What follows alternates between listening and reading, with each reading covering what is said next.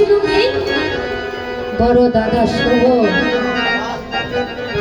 শোভনে দেখে যেই না নয়ন পড়েছে অমনি পড়ে গেছে রাধা বদনের কথা হয়তো অমনি সখাগণকে একাত্মত করে দাদা বলরামকে নিয়ে বলছে ওরে কালো কহে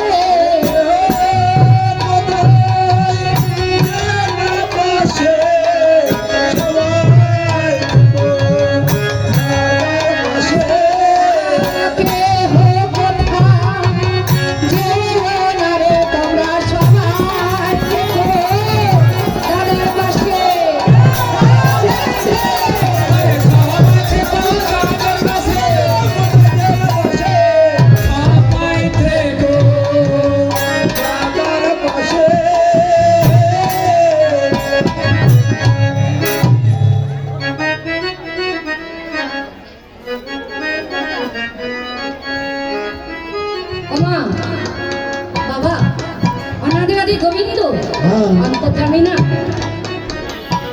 বৃন্দাবনে কত অসুখ, তাই সখাগণকে বলছে তোমরা একটু দাদার কাছে থাকো। দাদা বলরাম তো শক্তিমান, যদি অসুরে আক্রমণ করে তাহলে নিয়ে যেতে পারবে না, তোমরা দাদার কাছে থাকো আর আমি একটু কাননটা ঘুমিয়ে দেখে আসি। ছলনা করলেন কেন? রাধা বদনের কথা মনে পড়েছে, বলরাম বুঝতে পেরেছে। এবার দাদা বলরাম গুরুজন বলতে পারছে না কানাই প্রকাশ করে, তাই বলছে দাদা তুমি একটু এদের দেখো, আমি একটু ঘুরে আসি কাননটা। ঠিক আছে, দাদার কাছে রেখে এবার যমুনা সরস্বী কলে গিয়ে বসে বসে রাধা বদনের কথা ভাবছে। এদিকে তুলসীকে স্মরণ করছে। তুলসী কিন্তু 5 ভাগে বিভক্ত বাবা, কেননা যোগমায়া আশ্রিত লীলা তো, যোগমায়া বিয়ে তো আর গোবিন্দ রাধা যোগ হবে না। কেউ যদি রাধা গোবিন্দের সাধন ভোজন করো তাহলে আগে যোগমায়া আশ্রিত করতে হবে।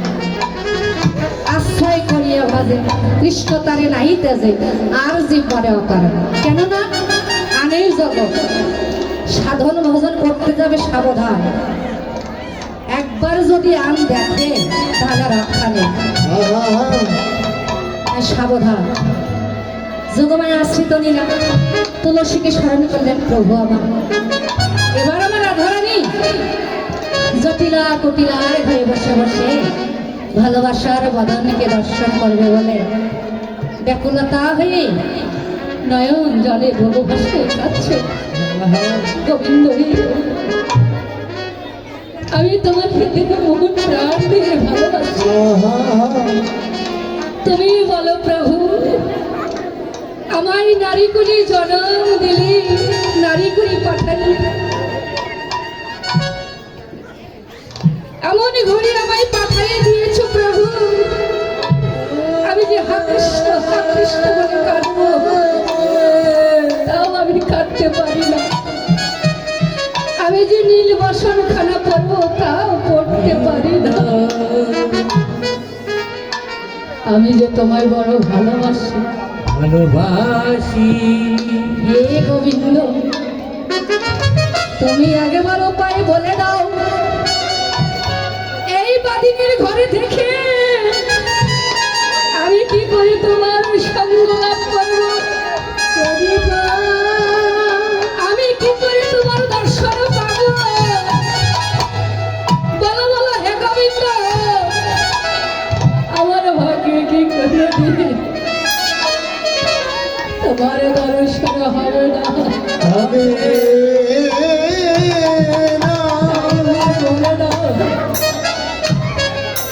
রাধারানী গোবিন্দকে ভালোবাসে বলে বৃন্দাবনে কেউ ভালো বলে না, সবাই বলে কৃষ্ণ কলঙ্কিনী রাধা। হে গোবিন্দ তুমি বলো আমার কি এইটা অপরাধ, শুধু আমি তোমার ভালোবাসি, ভালোবাসি, এটা কি আমার অপরাধ, আমি তোমার ভালোবাসি, তুমি বলে না এমন করিয়ে গোবিন্দের কাছে আর নয়ন জলে মুখ বসাচ্ছি কেন, বদনে মুখ ফুটে বলার জটিলা কুঠিলা ঘরে আয়ানের ঘরে তার বসে বদনে প্রকাশ করে বলার মতো সাধ্য নেই, মুখ ফাটে তো মুখ ফাটে না, যারা আমার ভগবত ভক্তের সঙ্গ করে যাদের কৃষ্ণ কৃষ্ণ বলতে নয়ন ধরে, যারা আমার বৈষ্ণব ভক্তকে ভালোবাসে, দেহ মন প্রাণ দিয়ে ভালোবাসে ভক্ত সঙ্গ করে, তারা বুক ফুটে তো বুক ফুটে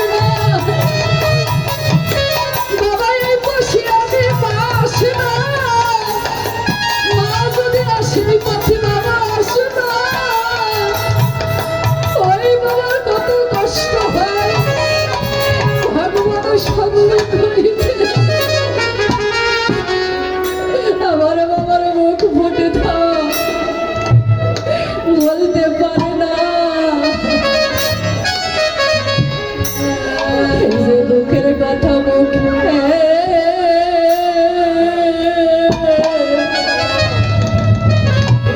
মুখে বলা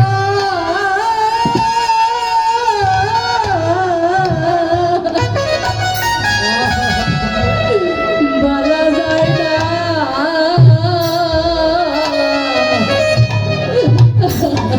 ও প্রভু হে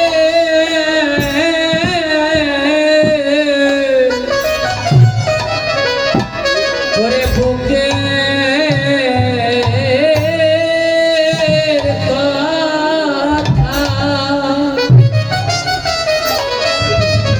মুখে বলা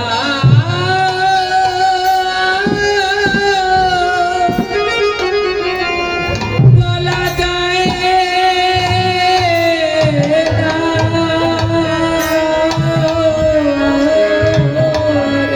প্রভু গো, প্রভু যেন মুখের কথা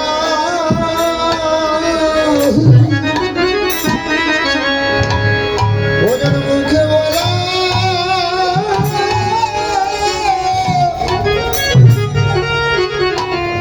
করে বলা যায় না। প্রভু হে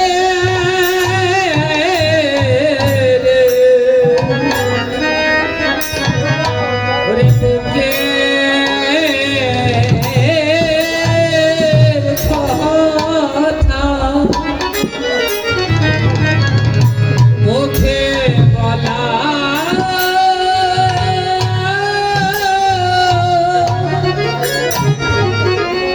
বলা যায়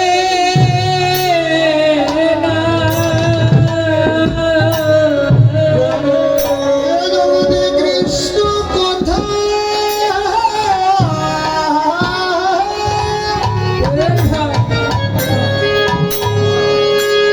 এর জগতে কৃষ্ণ কথা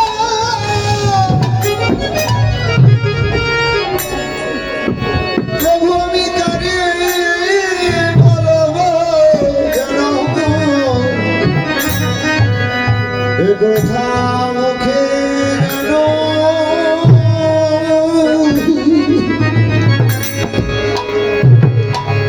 ও যেন বলা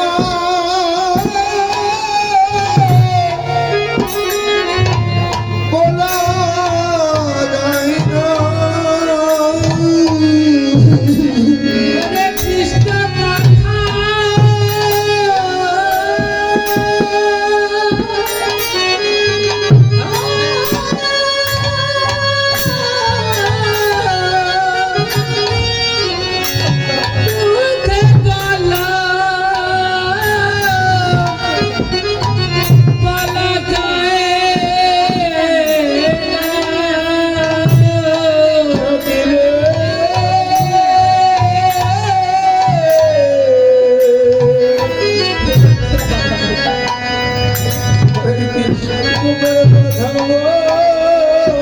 মুখে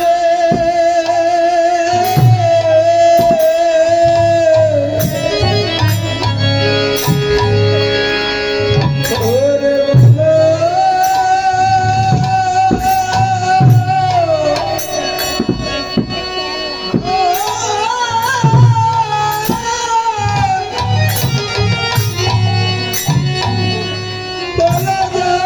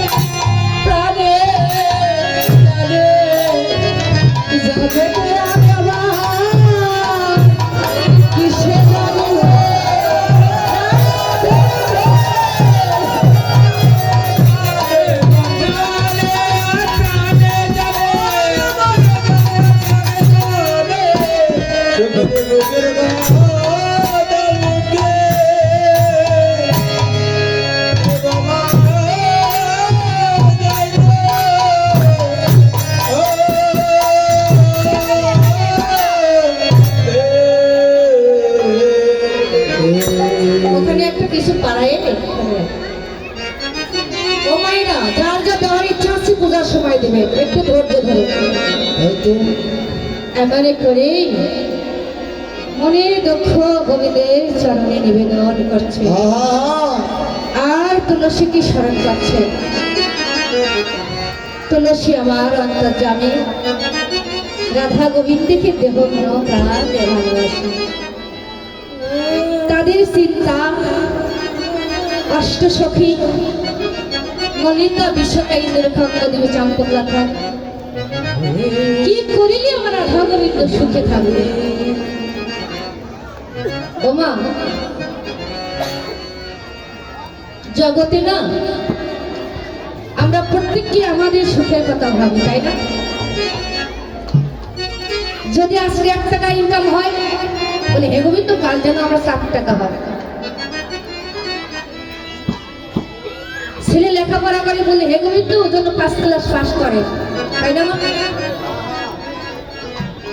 যেন আমার সংসার উজ্জ্বল হয়, শুধু অর্থ চাই আর চাই। সন্ধ্যা করে যদি কোনো যাগযজ্ঞ করে অনেক কিছু গোবিন্দের কাছে চাই। বাবা সে তো দিবে, চাইলে তুমি চাওয়া পর্যন্তই পাবে, চাওয়ার উপরে আর পাবে না। কিন্তু যে চাই না সে চাওয়ার উপর দিয়ে পায়। যে নিজের সুখ মনে করে না অন্যের সুখ ভাবি যায়, তার সুখ গোবিন্দ হয়। দেখবেন আমরা কখনো বলি না হে গোবিন্দ সবকিছু তো তোমার, তুমি দিয়েছো, এবার আমি কিছু দেই তুমি নাও। কেন? আমার কি কিছু আছে না? আমার বলতে কিছু আছে। ভেবে দেখুন তো, সবকিছু তারই দান, তারই দেওয়া। সে তো কোনোদিন নিয়ে যাবে না। তুমি যদি সবকিছু দাও তুমি কিন্তু নিয়ে যাবে না। ভগবান বললে শুধু নিবেদন করো, শুধু উৎসর্গ করো, এইটুকুই আমরা করি না। আমার আমার মনে ধরে রাখি, আঁকড়ে রাখি। কিন্তু আমার বলতে তো কিছু নেই। কোনোদিন আমার করে কেউ বলে না গোবিন্দ সব কিছু তুমি দিয়েছো, তোমার দেওয়া, আর কিছু চাই না প্রভু। এবার আমি কিছু দেই, তুমি গ্রহণ করো, তুমি নাও। আমার করে আমরা কোনোদিন বলি না, এই স্বার্থটুকু আমরা ত্যাগ করি না, যেটা আমাদের করা উচিত।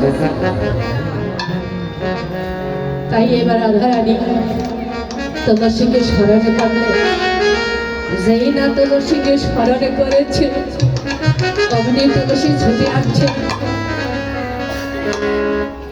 ছোটে এসে বলছে ও রাধে, রাধে কোথায়, কোথায় তুই? এই তো আমি বুড়িমা। তুই কেন কাঁদছিস বসে বসে? কি হয়েছে বুড়িমা? তুমি জানো না আমার কি হয়েছে? কেন? আমি তো সুখেই আছি। তোমরা আমার বড় ঘরে বিয়ে দিয়েছো, আয়ার রাজা বড় ঘরে বিয়ে দিয়েছো, আমি সুখেই আছি। আমার তো সুখে থাকারই কথা। না না, এমন করে বলছিস কেন? তোকে তেমন দেখাচ্ছে না। খুলে বল, এমন সুন্দর, এমন সুন্দর চাঁদের মতো এখানে কেন বলি না? জানিস না আমি যে মনের মতন সইতে পারি না। কি হয়েছে? কি হয়েছে বল? কিসের দুঃখ তোর? এই মধুর বৃন্দাবনে আমার কিসের দুঃখ? কি অভাব হলো তোর? কিসের অভাব? খুলে বল, আমাকে খুলে বল। যদি খুলে না বলি কি করে আমি প্রতিকার উপায় করব? বলছে বুড়িমা শুনবি আমার দুঃখের কথা? তবে শোন। এবার রাধারানী বুড়িমাকে নিয়ে মনে দুঃখের কথা বলছে। ওরে রাধিকা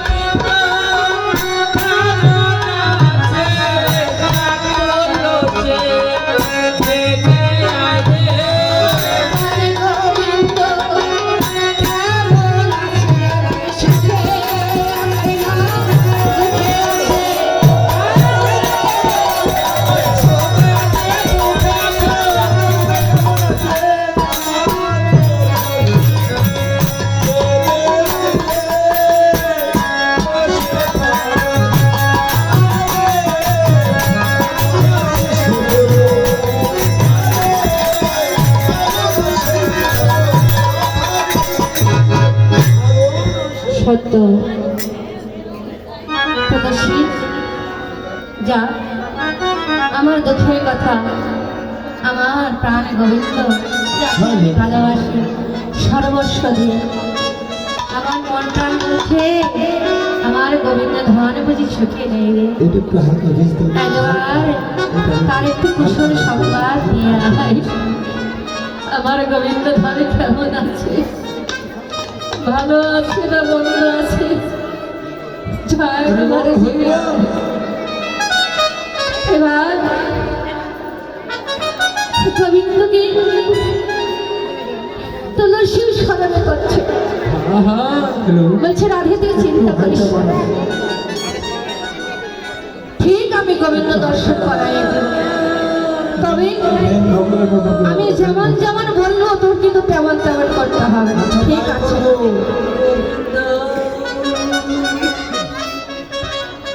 এবার আমার তুলসীকে রাধারানী বললেন তাহলে যা, যাই একটু দেখে আয় গোবিন্দ কেমন আছে। তুলসী যাচ্ছে,